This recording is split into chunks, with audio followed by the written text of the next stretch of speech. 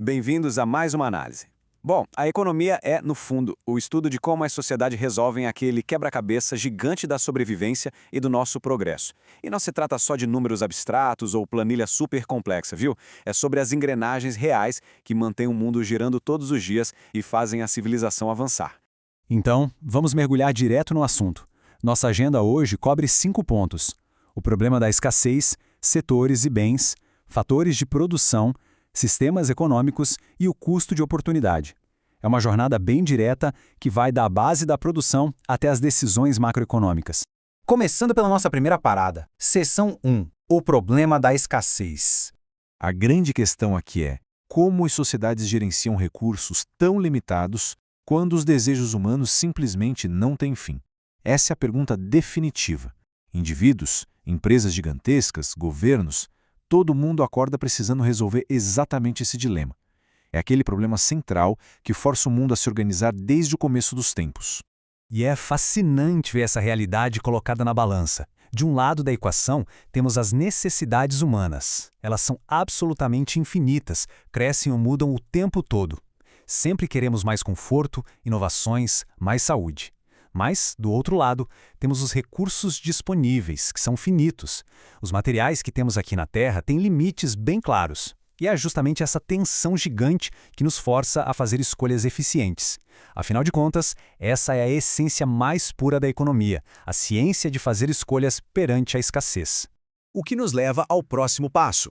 Seção 2. Setores, bens e serviços. E isso ilustra muito bem a jornada de um produto pelas 3 etapas vitais da economia. Pegando o exemplo do trigo, tudo começa lá no setor primário, na base, com a extração bruta da natureza, como a própria colheita desse trigo. Depois, essa matéria-prima viaja para o setor secundário, a indústria, onde o trigo é manufaturado, vira farinha e é assado para se tornar um pão. E por fim, chegamos ao setor terciário, área de serviços, que é o ato de vender esse pãozinho no mercado. É uma engrenagem que se conecta perfeitamente. E claro, a economia não produz apenas coisas que dá para guardar em uma caixa. Tem uma diferença fundamental aí. Temos os bens tangíveis, que são os itens materiais, coisas que podemos literalmente tocar, como as roupas ou a comida. E em contraste direto, temos os serviços intangíveis. São atividades e arezadas. Ninguém consegue tocar em uma consulta médica ou na logística do transporte público, certo? Mas o esforço por trás dessas atividades atende a necessidades fundamentais do nosso dia a dia. Agora, dentro desse universo de coisas, tem um divisor de águas impressionante. Existem os bens livres como o ar que respiramos, que são superabundantes e não exigem nenhum trabalho humano para serem obtidos. Mas o estudo econômico foca de verdade na outra ponta, os bens econômicos. Eles são escassos por natureza, exigem muito esforço, tempo e intelecto humano para serem criados, tipo um celular moderno, né? É exatamente essa escassez e o trabalho envolvido que colocam esses itens sobre as lentes da economia. E para organizar toda essa complexidade, a gente cataloga esses bens pela função deles. Tem o bem de consumo, de uso direto, tipo a comida no prato. O bem de capital, curiosamente, é aquele usado só para produzir outras coisas, como as máquinas de uma fábrica. Temos os intermediários, como o aço, que ainda vão passar por transformação, e os finais, que já estão prontos para uso nas prateleiras.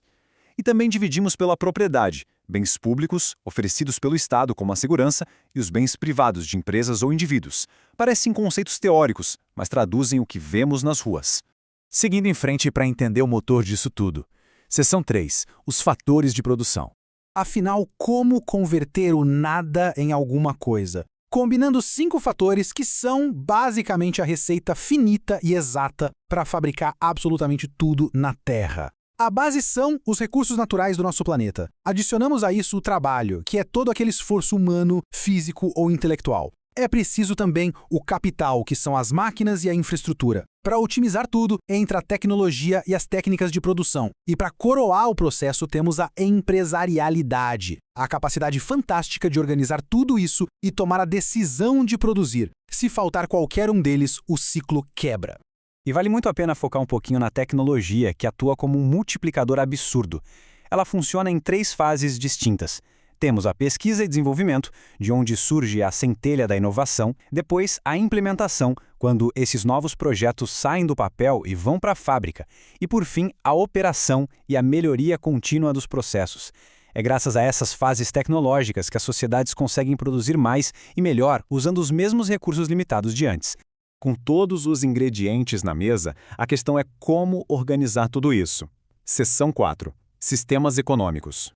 Historicamente, temos dois grandes sistemas tentando gerenciar esses fatores de produção de maneiras muito diferentes. No socialismo, o foco é em uma propriedade estatal dos meios de produção, com um planejamento central ditando o que e como produzir, tendo como grande objetivo reduzir as desigualdades sociais. Do outro lado, o capitalismo atua com a propriedade privada, onde tudo é regulado pelo mercado e pelos preços, sendo movido pelo lucro e por uma competição constante. São visões de mundo totalmente diferentes, mas ambas tentando lidar com a mesmíssima escassez.